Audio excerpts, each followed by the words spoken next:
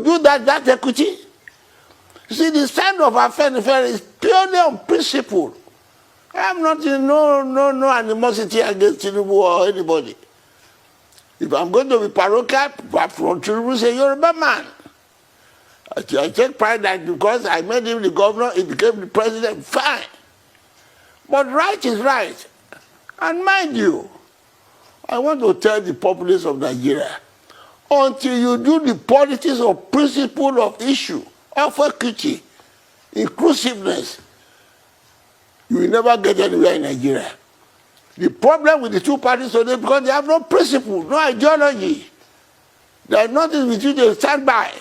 They say one thing in the morning, they change in the afternoon. That is why people say those of us in Afenifere and Action Group, we are stubborn. We are stubborn on principle. You don't bend principles for convenience. When it's convenient for you, see it's rotation. When it is not convenient for you, see it's on merit. We knew about merit before we put federal character in the Constitution in 1960. Those of us who knew the beginning of Nigeria, those who came in midway, who don't know what went before what, they are now talking of merit. There is no time on the program like this to go on that. Principle is the matter. Don't talk of personality. I have nothing against Tinubu.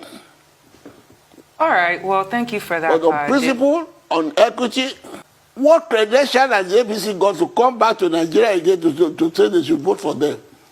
When the election campaign comes, you will see.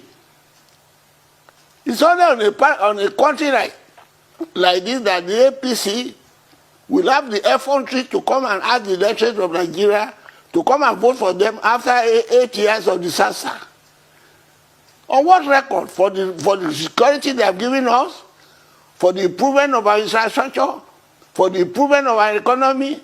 On what measure of government can they say they have a claim to be elected? The case of APC is mountainous for rejection. They have no cause to show their face at all. They are a complete failure, and this country will be unwise. After I warned them not to vote for Tinubu, to go again for another for Buhari, to go for another Buhari party. What have they done to recommend them? You people, I should ask you too. Is it your banana that has improved? Can you travel on your road? Can you sleep with your two eyes closed?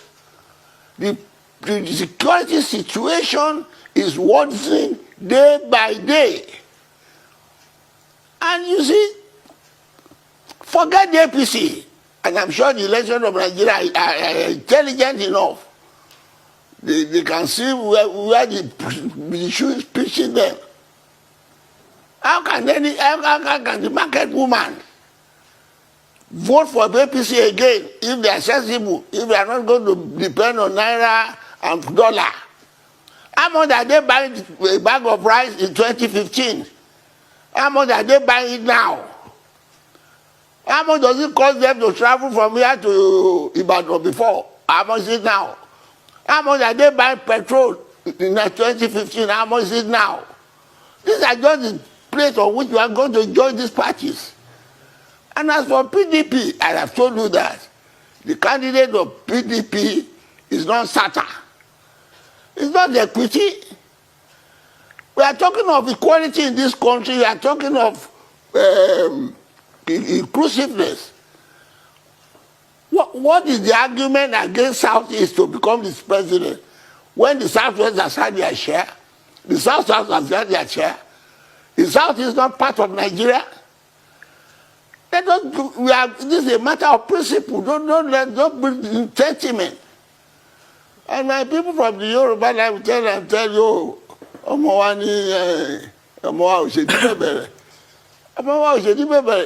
it is your right, I don't support when we have no right to it. I am one of those who sought for the independence of this country on basis of equity. on the basis of inclusiveness, on the basis of progress, on the basis of peace. Anything that will cause disharmony, I am against it. Those who are talking now are just talking of policies of convenience, policies of the dollar and naira. I'm not for that. I'm too old enough in this country until I go to my grave to be preaching disharmony. Any supporter of Igbo extraction to be president of Nigeria now, it's not their privilege, it's a constitutional right. If you want peace and quiet in this country. That's why we are making a statement to Obi. Obi is only the flag bearer of the people who are fed up with Buhari and the APC administration. And then those of us who are lining behind him to lead us to the goal we want in this country. He has the integrity, the education, the character, the antecedents to do all these things. And mind you, he's in a position to implement what Wing Commander Alaomi, the report he gave to Buhari, which I refused to retain. He has given the name of those who are troubling us in this country, who are those who are behind Boko Haram. Since 2018, he pretends as if they don't know them. He said those who are behind us, those who are disturbing our security, they are in his cabinet, they are in parliament, they are in Senate, they are in Aso Rock. He said it on your program. You people, you pretend as if that doesn't happen. Presidency has not reacted to it. They have not denied that it's not correct. They have not denied why. And if Malami came out and told us, he has 200 names of those who are behind Boko Haram. Has he published them to today? And when even El Rufai said the tragedy of trade between Kaduna and Buhari ought not to have happened, because the security people know where these people are and they have discussion with them. They have not shut him up, they have not reacted.